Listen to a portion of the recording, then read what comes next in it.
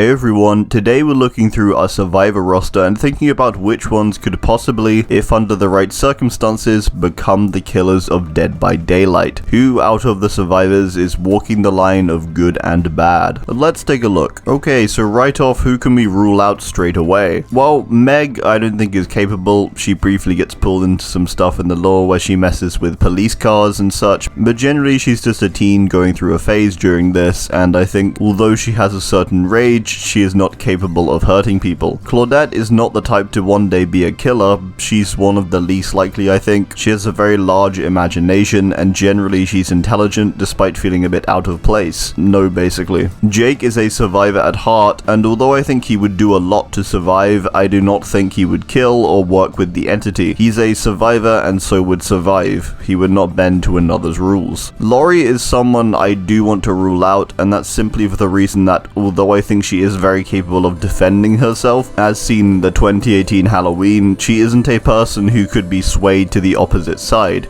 She may be capable of killing, but she isn't a killer, if that makes sense. Ace is just chillin'.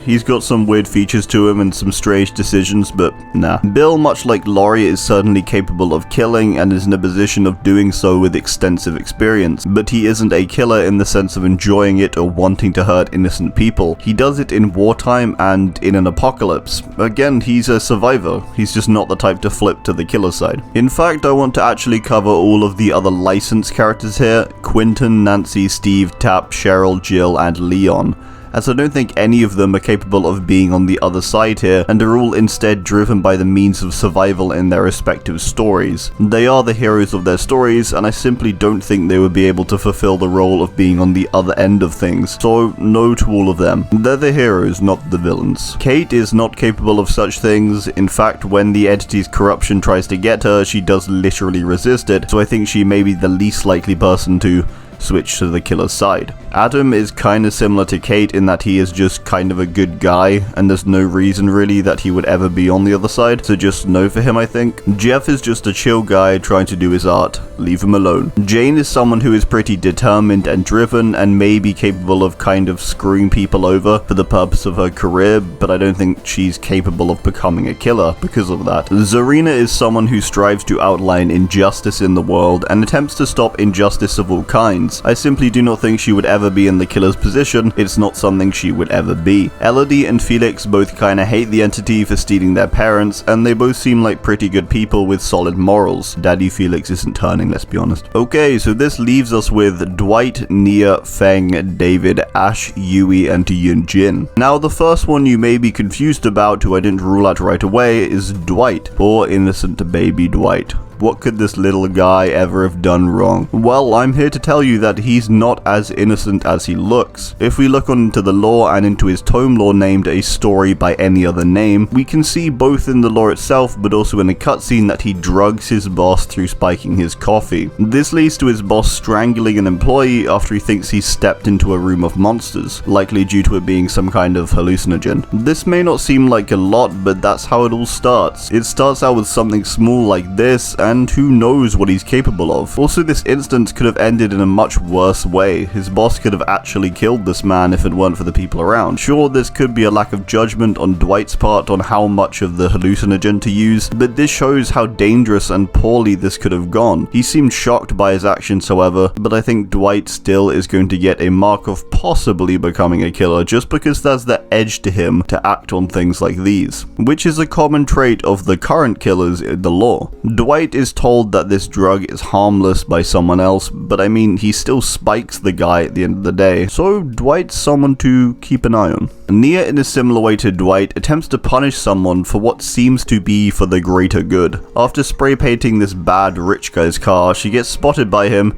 and she flees on her skateboard as he drives after her. This ends up in him rolling his car and crashing into a tree and presumably dying. This makes Nia not a murderer, but she basically commits manslaughter here. Throughout her lore, she has a lot of questionable decisions where she very much walks the line of legality, which she justifies with it being deserved, despite the fact that a lot of the time she's called out for simply doing it for her own thrill, and she isn't so much concerned with making a difference as she is with just doing risky things and spraying her tag everywhere. There's points where Nia seems like she wants to do the right thing, but there's also others where she does not, and seems entirely driven by her own personal goals and desires, even though she is given the option to help others in a way that would, well, actually help. I think Nia is capable of turning into a killer for these reasons. Not so much out of malicious intent, but I think she could very easily be guided and led astray, a lot like many of the other current killers. I think Nia could be swayed if convinced by some twisted means that she was doing a rebellious thing. Also, she's the entity, so. Next up we have Feng. Feng is a very driven person who spirals hard in the face of failure. In a setting like the entity's realm, if Feng was put in the position of the killers, I believe she would do all she could to make sure she completed the game of the trials to the best of her ability. I think she really would not be too hard to flip to the other side. She is very concerned with winning and challenge and being the best. She also shows very little fear, and so if anything, this means it's going to be harder for the entity to feed from her emotion. She may be more suited to the killer side. The only reason why I don't think she would be on the killer side though is because she's generally just a regular person who has defeats, who has moments of feeling down. I just don't think she has it in her to be a murderer or to hunt people down just because she wants to win or succeed at a game. I think she is very driven, but survival is more suited to these things anyway, and her lack of despair just makes way for her immense hope for survival. So,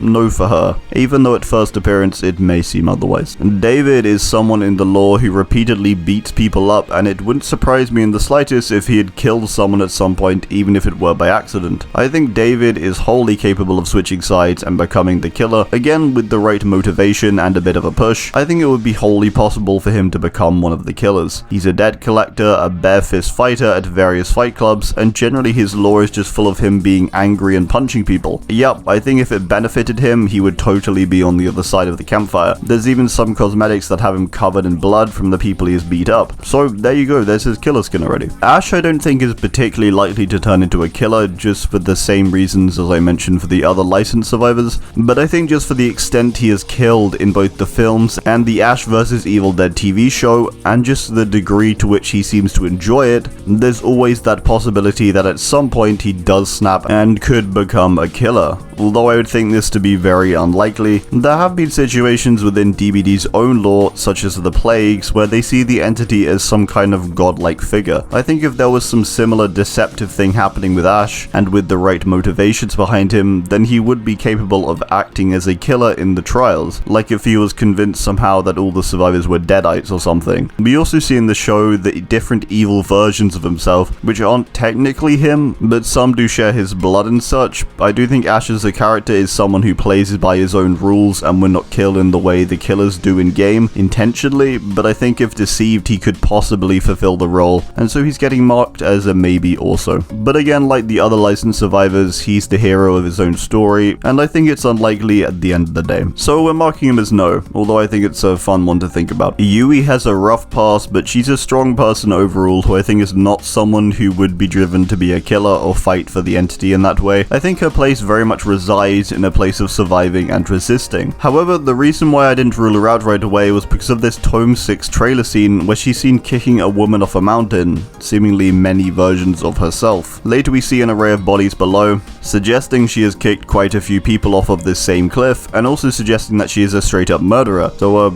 yeah.